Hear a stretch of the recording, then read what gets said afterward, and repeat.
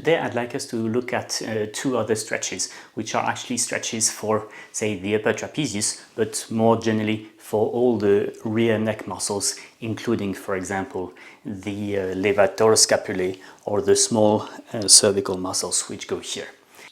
We'll do the stretch on the ground because, again, your posture is more precise, more stable. It's easier for you to fine-tune it in a very precise way and to hold it for 1 minute, which is the duration that I advise for every stretch exercise. Okay, I will lie on the left side if I want to stretch on the right. And to hold my shoulder blade low, I will use the upper leg. I will hold onto the upper ankle, but it's not really pulling on it, it's more stabilizing it down. And the third part of the stretch, you see my face is now facing the camera, and I will just bring my ear down to my shoulder. So basically, I keep my face parallel to the camera and I feel the stretch on the side of the neck. You breathe in deeply and you hold this position for a minute. As always, you can use the technique which is called post-isometric relaxation, which is resist gravity when you inhale and let go when you exhale. Yeah? And it goes a bit further.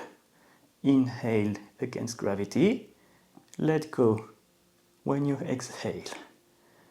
But your face always stays parallel to the camera. Then we come back and now we will do the second stretch, which goes more in direction of your shoulder blade. We will turn the head, chin in direction of the lower shoulder, and we bring the chin down to the shoulder. And here the stretch goes more, say, in the upper back, but also here at the base of the skull. It's important that you try not to collapse in your chest, but you see with your lower arm to keep your chest, say, tonic, otherwise the stretch is much less effective. And you hold it for a minute. Again, you can do post-isometric. Inhale against gravity. Exhale, let go. Inhale and exhale, let go.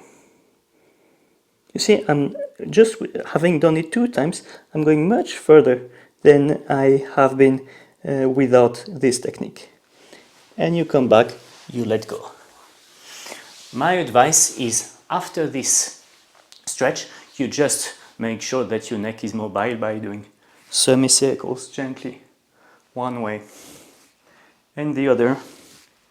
This is a very simple way to basically remobilize all your cervical vertebrae, provided that you do it slowly. We're talking about very small vertebrae, you don't want to go crazy on them. The upper trapezius is a muscle that really typically suffers in office workers. I mean, in scientific studies, we traditionally put electrodes on the upper trapezius to measure the mess in the neck. So really, stretching the upper trapezius should belong to our routine.